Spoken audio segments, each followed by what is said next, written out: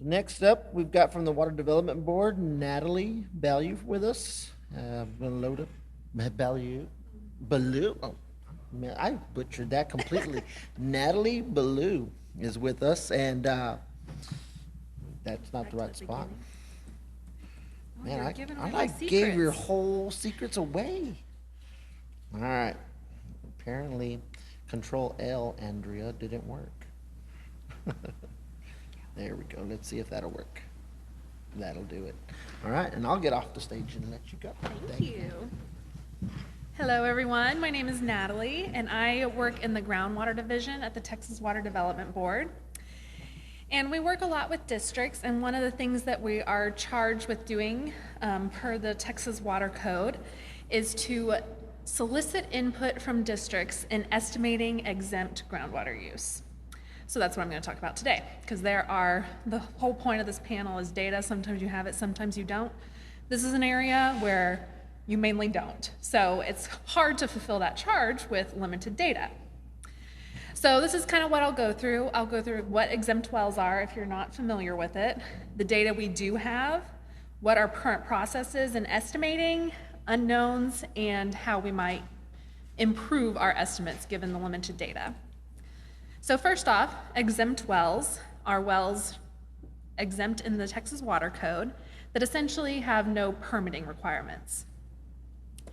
And those are wells in districts, obviously, because if you're not in a district, you're not permitted. So in the Texas Water Code, there are kind of 3 or 4, I guess, specific categories of types of wells that are exempt from permitting.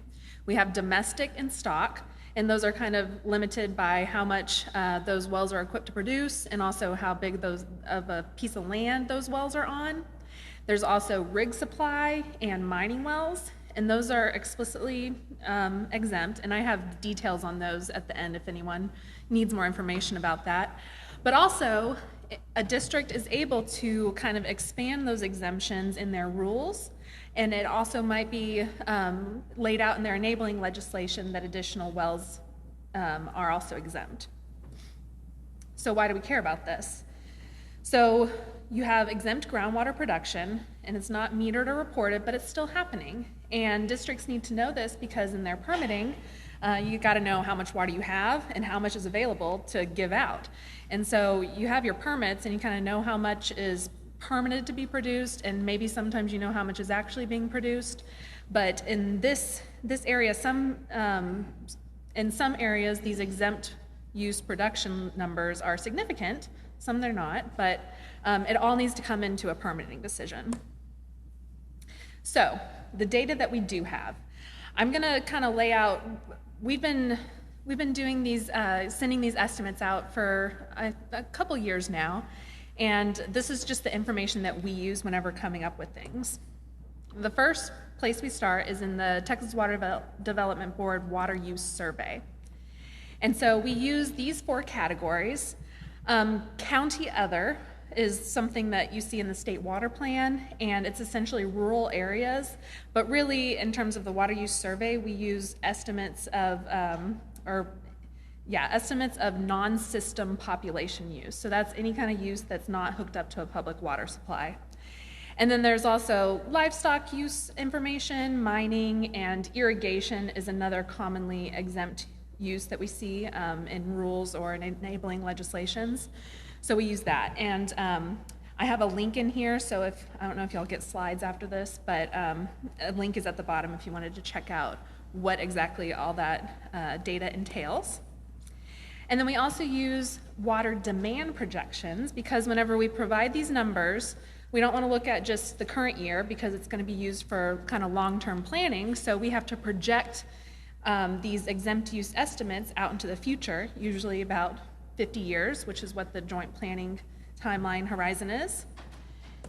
And from there, we use population estimates, which are derived from the census data. And then we also have livestock, mining, and irrigation projections associated with that as well. And on our website, there's the methodology for how those livestock, mining, and irrigation projections are actually done, if you're interested. And then, of course, we have wells in the Groundwater Database. And those are useful because it has essentially well types. So if it's used for a domestic well, if it's used for irrigation. It also tells us which aquifer that well is likely in. And then we also get locations, so we can tell if it's in your district or not. And then we also have submitted drillers reports. And from here, it's not perfect, but it still has proposed well or proposed water use. Again, it has locations. And we can use additional information that's reported in those reports to kind of guesstimate where and what type of use is coming out of the wells that might be used there. And I will say that this is the first time that we've attempted to use the submitted driller reports database. And so a little bit later on, I'll kind of tell you about what we're thinking about, and if anyone has any ideas for how to, maybe that's a terrible idea, or maybe you have a better idea, please let me know. And then, of course, we use district data whenever it's available. So after we come up with these estimates, we solicit input from districts, and sometimes it's like, oh yeah, you're all good. Other times it's like, oh, what were you thinking? Here, try to use some of this data. So the process. We'll start with the water use survey data. We use any of the reported data from the last 5 years, and we, instead of using groundwater pumpage, which sometimes is divvied up by aquifer, a lot of times the aquifer is unknown, so we just use the water use and then determine the percentage of the total water use that is from groundwater. And then we go to our demand projections. And so we apply for each of those categories of projections that I mentioned earlier. We apply that percentage derived from the water use survey to those projections. And we calculate a growth rate for the groundwater use for the projections. And then for each of those 5 years of water use survey data, we'll project out based on a different starting year for the last 5 years of data. And then we average all of that together, so we can kind of, if there was a drought one year and the water use might have been high, we can capture that, and if it wasn't, it's kind of just all averaged for the most recent 5 years. And we end up with average projected use for groundwater. And once we have that, we go and look at our well information that we might have. And so here is where we need to know which aquifer the exempt use is coming from.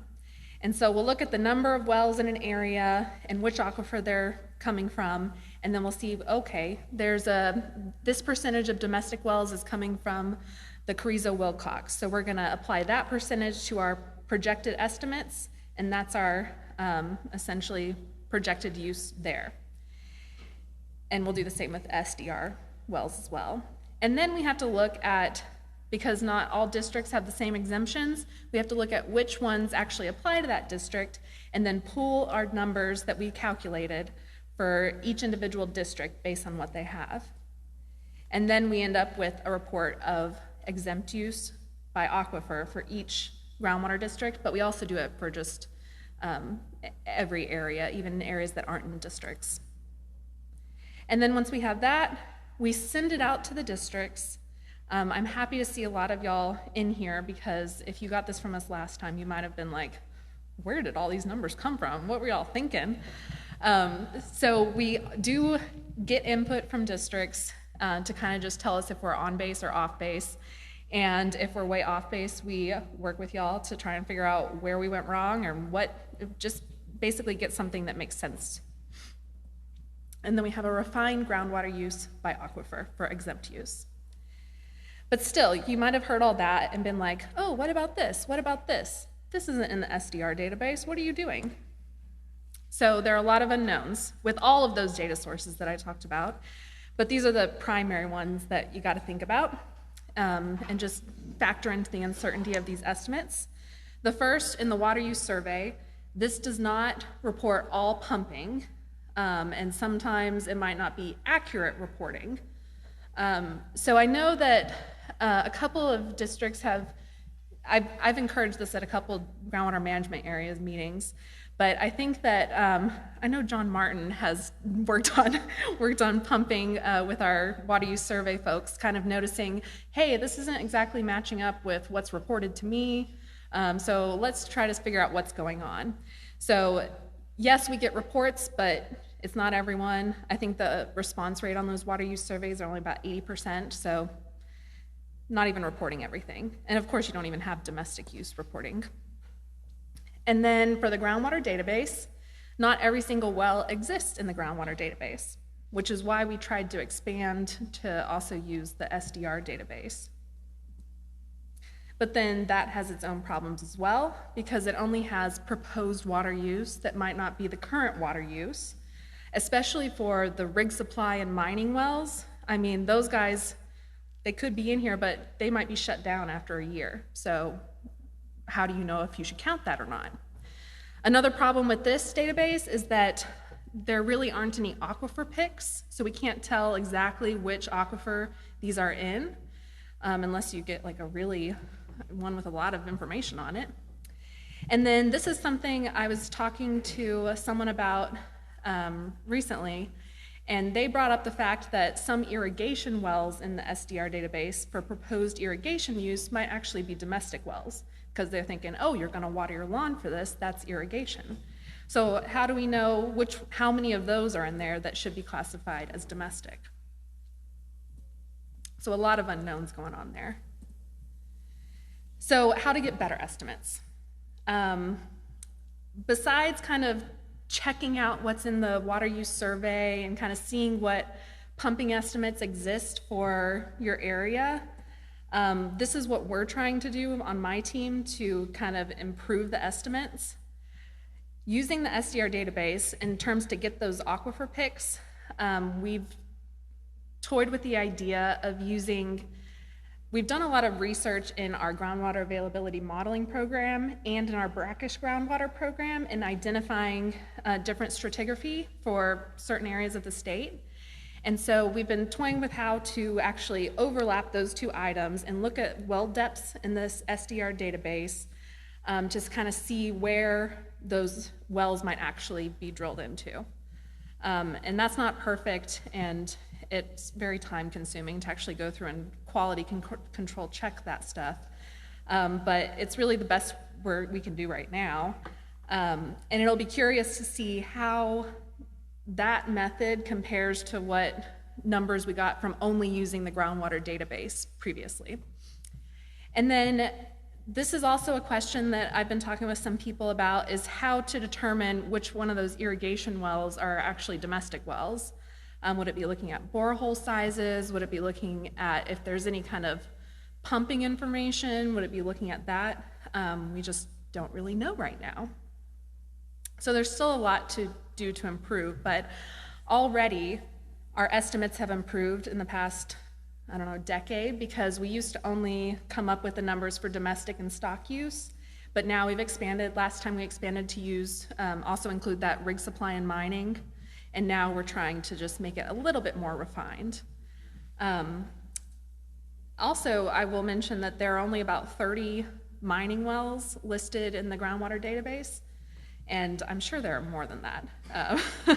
So that's where we have really relied on district data in the past. And I know that districts don't know all this information either, but sometimes the case is you know more than we do sitting at our computers in Austin. So really just kind of talking with districts and gleaning kind of any local information we can to improve these estimates are really just the only places that we can really improve, I think. So that's all I have. If you're listening to this and you have any ideas at all on how we might improve these estimates, tell me now, grab me later. Whenever we actually send estimates out to you districts, please give us input if you don't agree with them. So that's it. Any questions?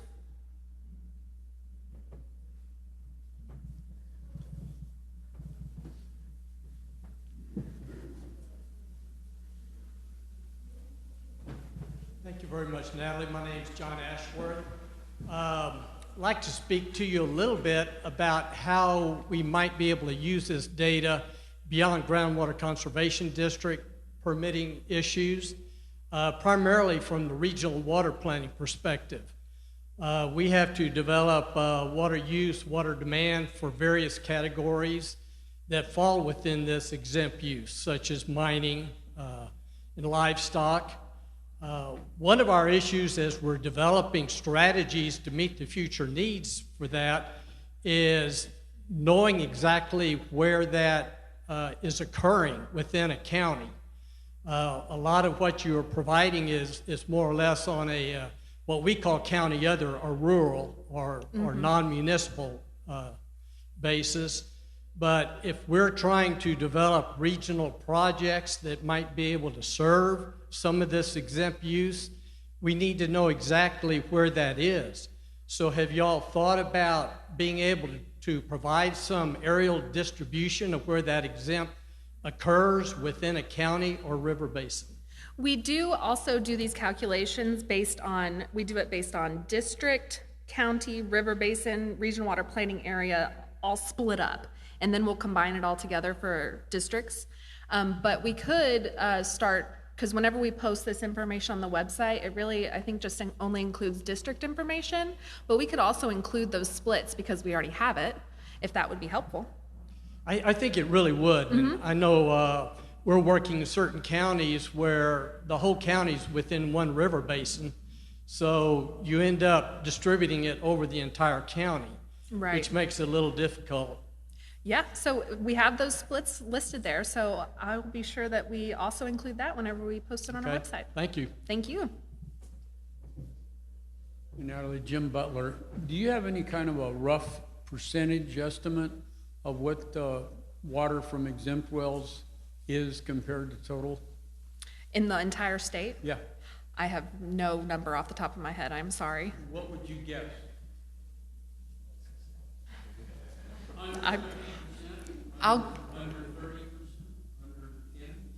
Honestly, I do not know. Robert, you got any ideas?